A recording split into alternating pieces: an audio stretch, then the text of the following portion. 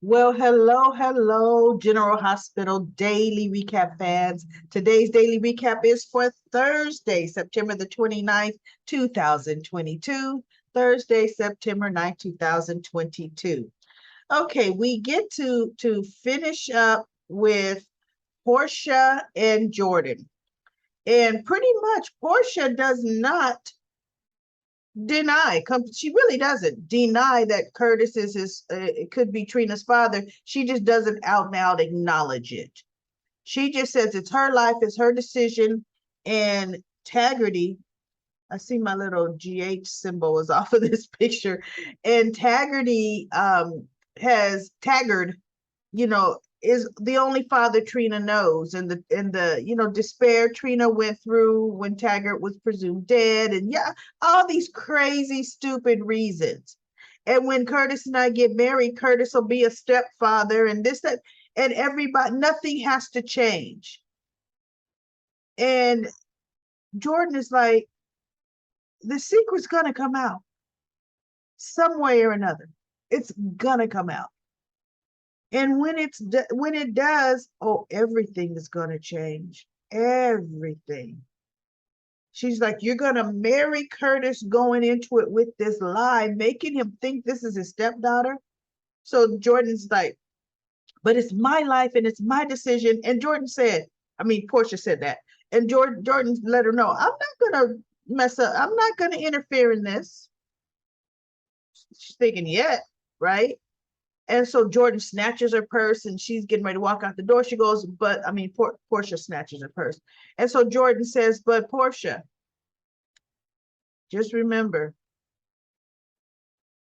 when Curtis finds out, and he will find out, and it's not, she goes, no, this is what she says. She says, look, I can't tell you what will happen if you tell Curtis that Trina is his daughter. I can't tell you how he's gonna react to you. But I can definitely tell you how he's going to react when he finds out and he hears it from someone else. I can definitely tell you how he's going to react. So Portia just looks at her like, I'm willing, in her mind, she's like, I'm willing to take that chance because no. So she walks out the door and Jordan just looks like, you know what? Train wreck ready to happen.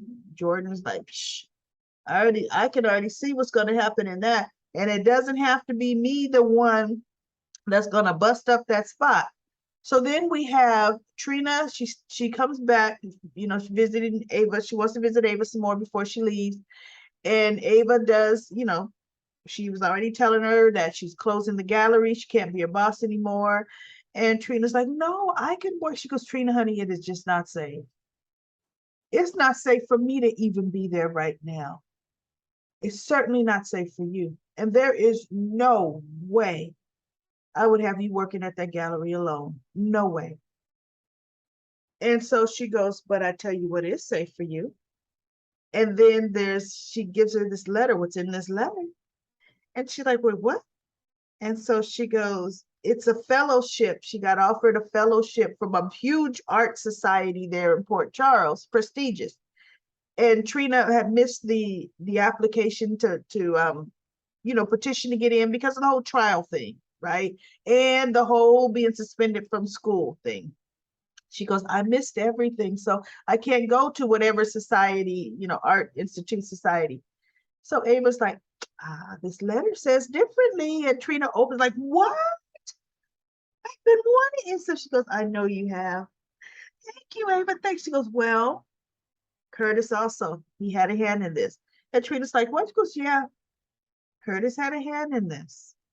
So, thank him too. And so Curtis walks in and he goes, I take it you told Trina about the fellowship. And she goes, yes, I did. I couldn't wait.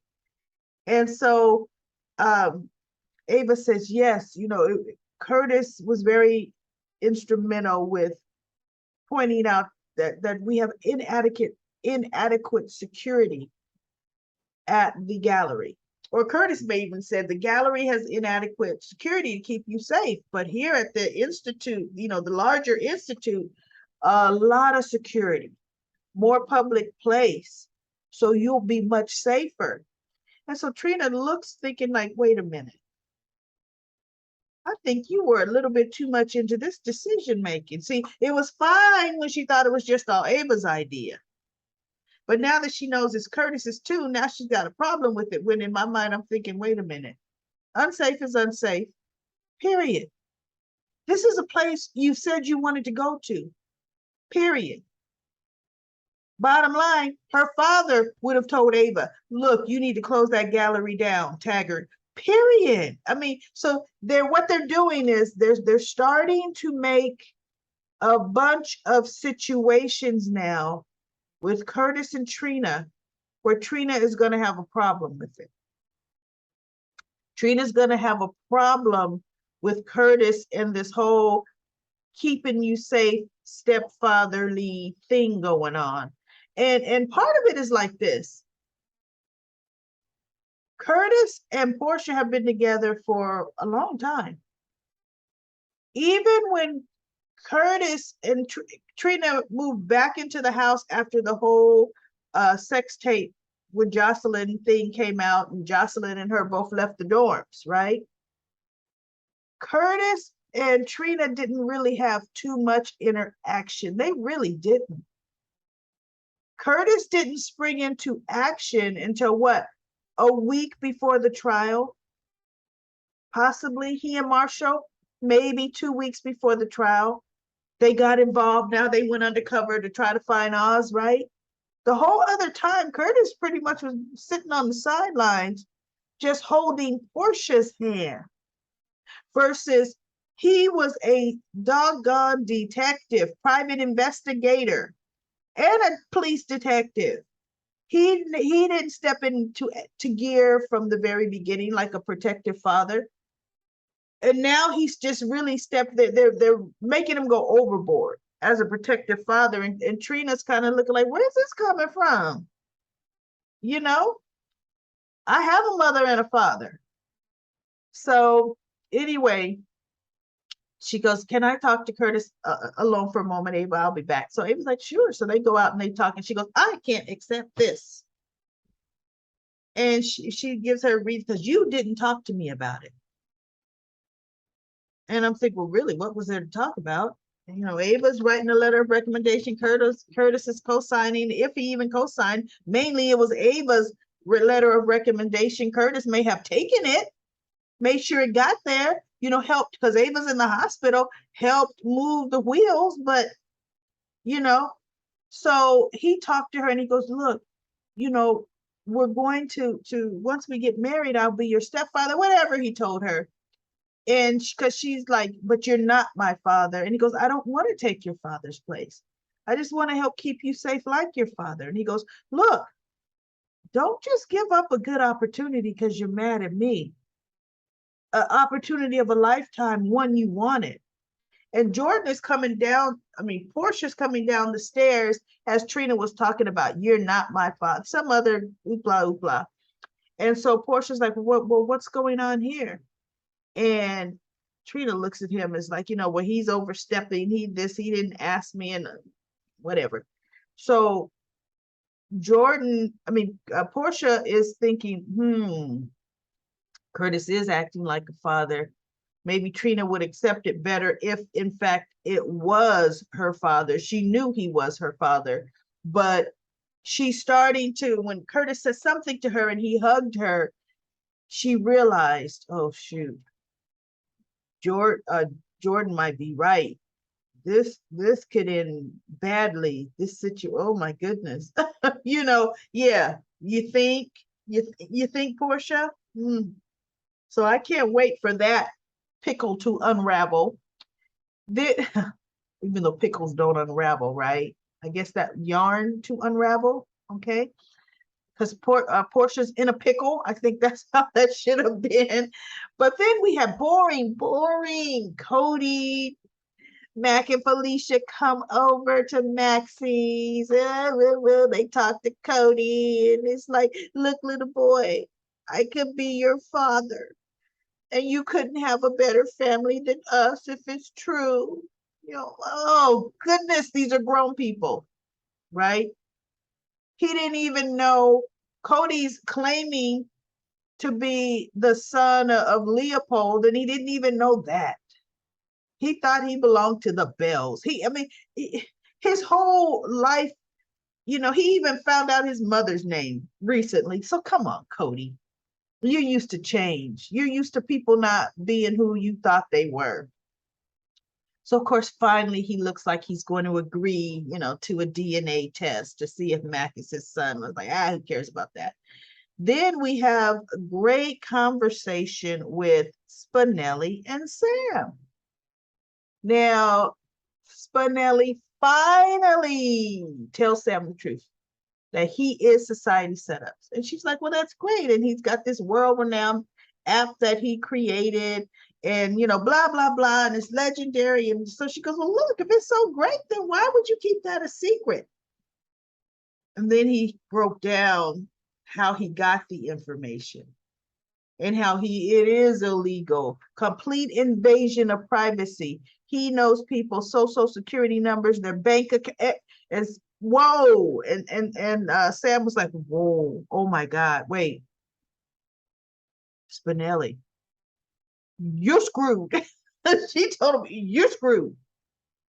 And she's like, bottom line, you need to shut it down. You haven't got caught. Nobody knows. You need to shut this down. And he's like, but I'm doing such good work. And it's this. She goes, the money can't be that great, worth it. Because you will go to jail if you're caught. You need to shut it down. So, Spinelli's going to be stupid and be Spinelli. And he hadn't got to the part yet, or I may have fast forwarded that because I was getting sick of him backpedaling, that Cody's blackmailing him. I don't think he's told Sam that yet, because that's going to put Sam in a pickle, because Sam can't tell Dante that your best friend is blackmailing Spinelli for the information he found out about how Spinelli illegally has hacked people's personal information. So Sam would have to go after kind of Cody on her own. That's going to be interesting. Spinelli needs to shut it down.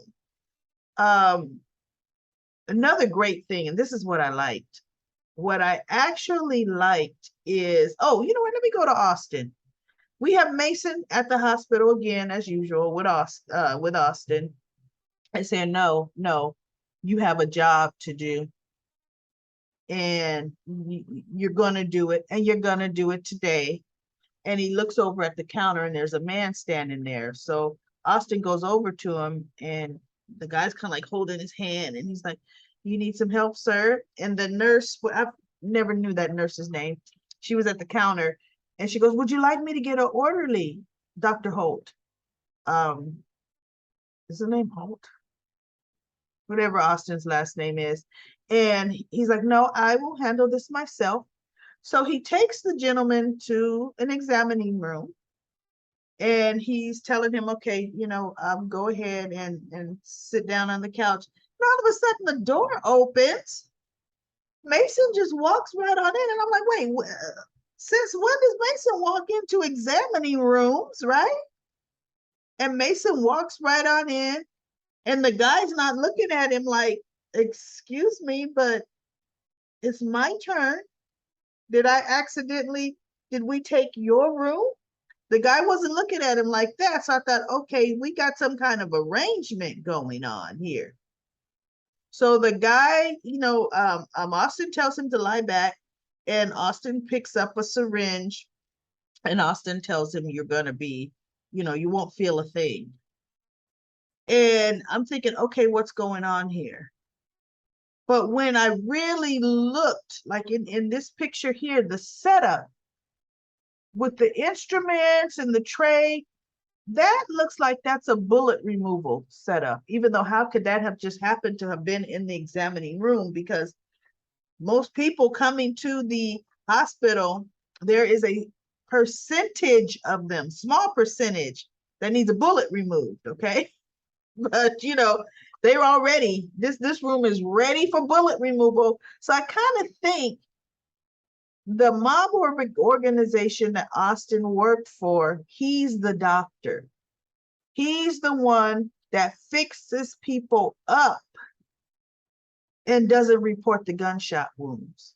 He doesn't report a lot of the things that need reporting. Because first I thought, oh my goodness, is Austin going to have to kill this guy? Well, no. GH cannot start having a bunch of dead bodies. And Austin was the one, that was treating them. So I kind of think he's going to remove that bullet and not report it. And Mason's going to be the one to take the guy out because the guy works for their organization. That's really what I think is going to happen. I want to know, what do you think that's all about? What do you think this is happening? One thing that made me very happy today. See that look on Sonny's face? I'm sorry. Welcome back, Sonny. Goodbye, Mike. Goodbye, Mike.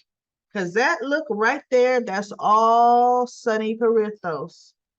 And this look, he was looking at Michael with that face. Oh, Sonny is back. I don't have to tell you my business, Michael, because I have done a lot for other people. And boy, they've turned their backs on me. And he's looking at my, oh man. And so Michael did his biggest, cat dance around why he's there for Dex and how Sonny just jumps to conclusion. And Dex is like his little lap dog, wanting to please him, even stepping towards me just to score points with the boss. And, Sonny still was going to dismiss Michael until Jocelyn came in. Jocelyn, because it's goodness, didn't she hate Sonny? Didn't she not want to speak to Sonny? Now she's all, I need to see Sonny. Told you he'd see me, to the bodyguard. Come to Sonny, I got to talk to you about Dex. I want to see Dex. Where's Dex? And he's like, what makes you think I have Dex? And she goes, because Dex left the precinct, the PCPD with you. And I know you. That's kind of like Michael, and I know you, right? Now, Michael's not thinking, why are you this invested in Dex, little sister? He hasn't thought that yet, right? So Jocelyn was laying down some of the evidence that she and Dante were talking about. And she's like, Dex, when he came up to the Quartermains, after Ava was stabbed, he ran over like within minutes after me finding her. And I found Ava pretty much right after it happened. And in my mind, I'm thinking, how do you know that, Jocelyn? You don't know. Even though Ava was bleeding out pretty fast, so you could kind of see, you could summarize it was pretty close to her being stabbed, right? And she says, Dex came up with a clean white t-shirt on. If he had been the stabber, he'd have been covered in her blood. And in my mind, I'm thinking, how would he have been covered in her blood? For one thing, Ava was stabbed from behind. He was behind her. She didn't turn around. And really, I don't know how that stabbing worked. Even though, yes, it's a hook. So what do you do? Swing around and hook her up? Maybe, and then unhooked and left.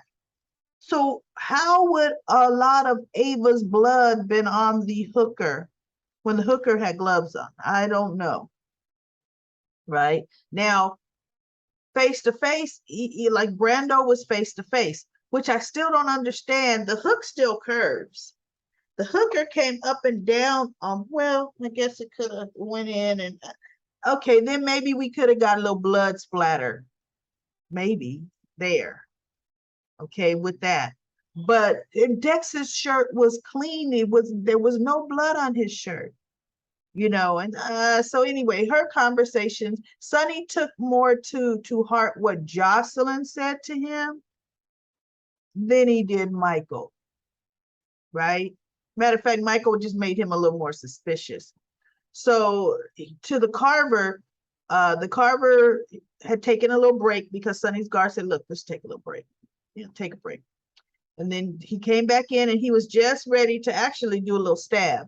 Just a little cut, little carve. on Dex, and Dex was definitely sweating bullets. And by the way, his arms have to be killing him. Goodness, his shoulder coming disjointed a bit, hanging like that long on that hook, on that meat hook.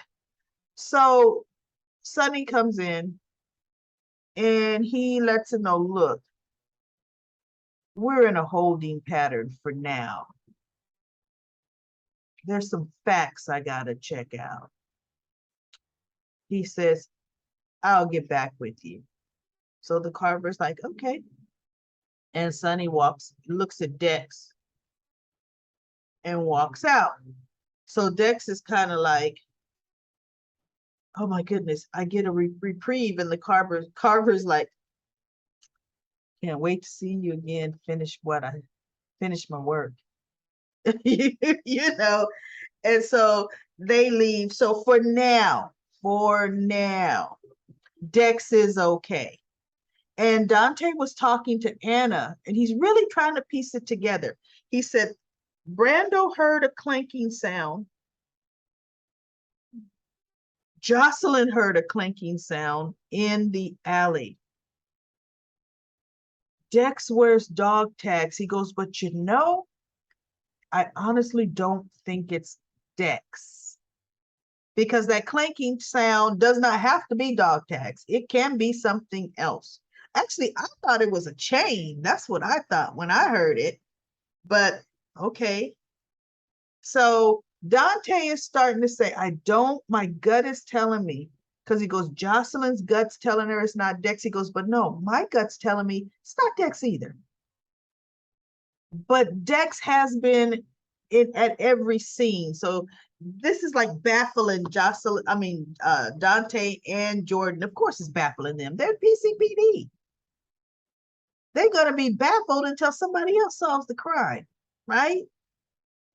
Till Sonny solves it. They're going to be, oh, look, Jocelyn's going to solve it. They're going to be baffled until then. I mean, maybe Chase will come in and save the day and solve it. I don't know.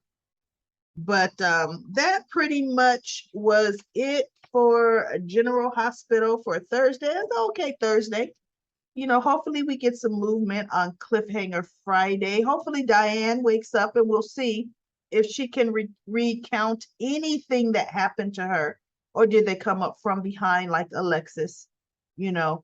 So we shall definitely see. Let's go to Comment Corner.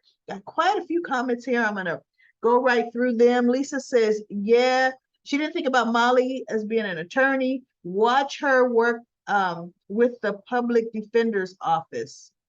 Probably in the beginning, just to get her feet wet in defense, because she doesn't have reputation enough to start private practice. It's not like Alexis still has a license and they could go mother-daughter, Davis and Davis, you know. So she probably would have to switch to defense. And then she's not going to have having to defend the hooker. Oh my goodness. And then she says, Lisa will probably ask Scott to help Sasha as a favor, because Sasha's going to need representation now with this whole guardianship issue. That is so true. Remember the news reporter. I wouldn't be surprised if it was him. What a better way to end the story that we weren't even suspected. You know, it's funny. Smoltz and what was the other one? Fenty or Felty? Smoltz and Felty.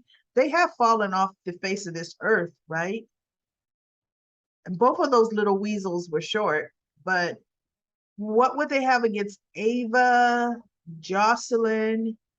Well, Brando was an accident, but Ava and Jocelyn. I don't know. Yeah, I mean, I don't know. Then they would still go more after Sasha. They would really have to, but anyway, we'll see about that. And then Lisa says, no, I already read that one. Donna says, how about Ryan/Kevin as this? Well, we can't rule out Ryan in anything. Ryan is left-handed, but it's just Ryan and Kevin are very tall men. They're over 6 feet. So this hooker is short. And then Donna says, Sonny is starting to act like Sonny again. I agree with you, Donna. This is the Sonny Corinthos we all know and love. He's starting to come back. Soon enough, we're going to hear Nina saying, I don't recognize you. You're not the man I fell in love with in Nixon Falls. You're not my Mike. LaShanta says, Sonny didn't scare Cody because Cody is still threatening Spinelli. Spinelli is too easy to threaten. You know what? I need to start threatening Spinelli myself. Okay. If you're that easily threatened. Dex is not the hooker. Portia got some nerve, but Jordan got her. Yeah.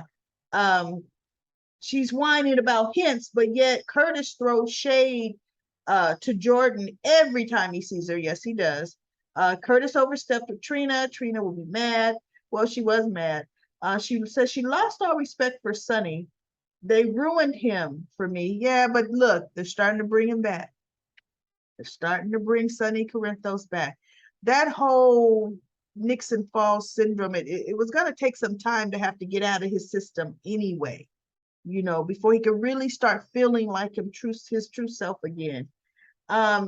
She said, Miss Wu is taking over watch. Isn't it funny? Sonny brought in one of Miss Wu's people. It's like, oh, okay, wow, we sharing folks now?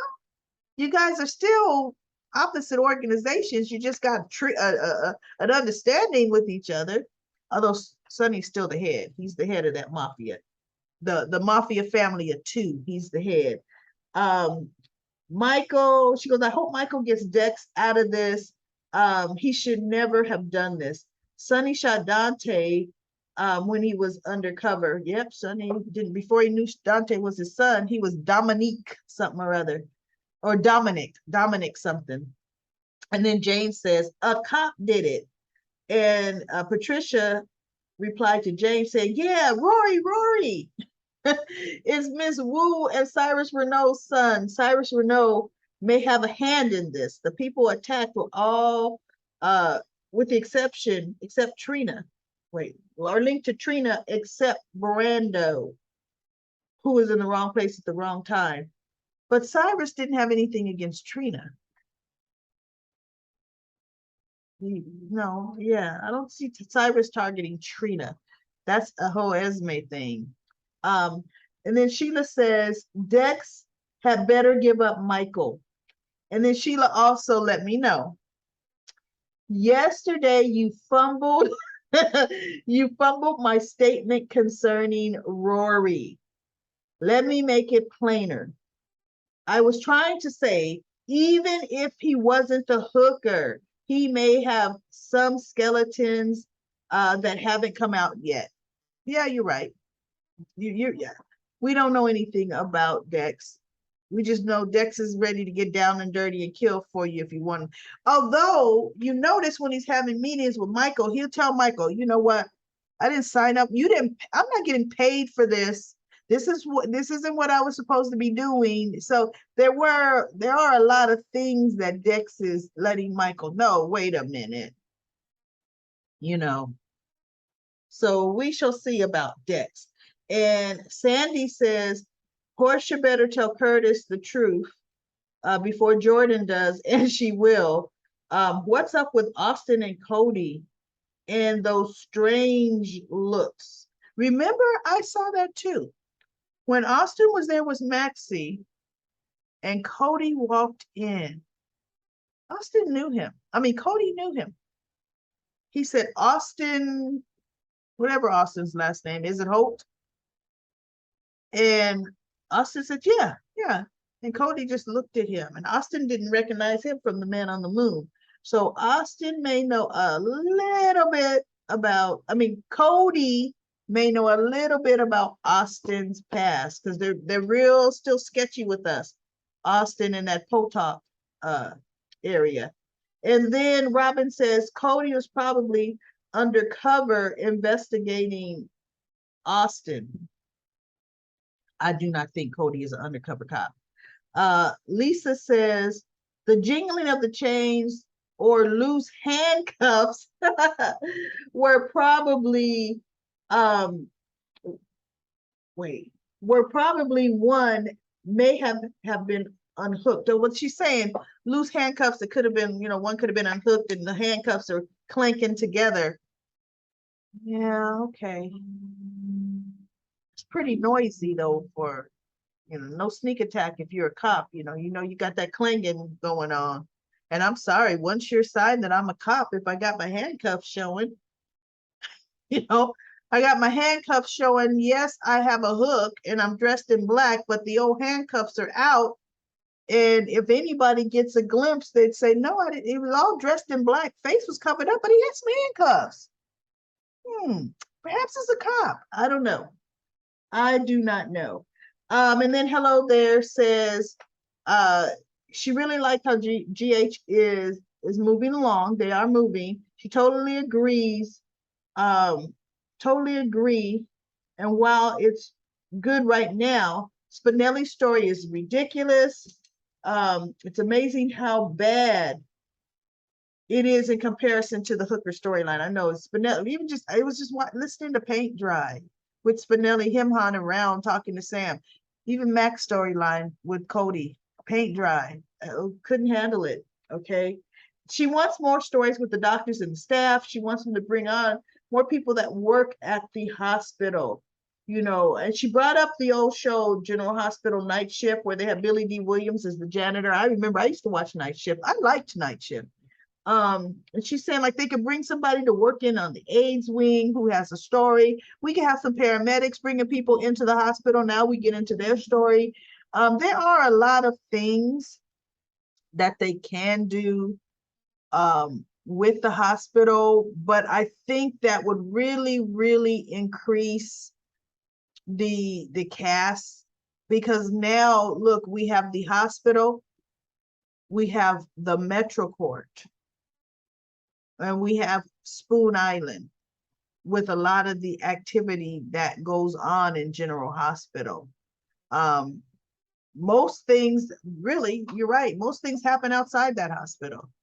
But now that they've gotten into a lot of the personal lives of the people outside of GH, that's why a lot of things have come outside of General Hospital. But they did bring Marshall in to come play his clarinet for people, on the hospital ward or floors. So they are trying to integrate some hospital things. You're right. And Medora says, I don't think Portia will tell Curtis. She will push for the marriage. Yes, she probably will say, let's just do it as soon as your divorce papers are final. And Robin says, you're right, but I wish they would let her tell him before the marriage. Yeah, she's not going to tell him. And then we have Anna Rihanna says, hello. Sonny has that look, and Dex is hanging from a meat hook. Yeah, Sonny had that Sonny look, you're right. The thing about Sonny is he can flip on a dime, which makes him dangerous. Yes, he can. He will figure it out and not reveal it to everyone. And then all of a sudden, Sonny's reacting. Woo-hoo, Michael needs to sit down. And then she's talking about Jocelyn's worrying so much about someone who means nothing to you. Yeah, I know. And Portia, old girlfriend, it's one. Oh, Jordan isn't one to be trifled with. No, Jordan is not. Chief of police is chief of police. You better come clean with Curtis. But we all know that she's not going to. There was one comment I want to make sure that I did not. There we go. This is from S. Young. She said, she goes, I was the first person to say, I think it's Rory a few videos back, and you turned your lip up and you said it's not Rory. It's not Rory.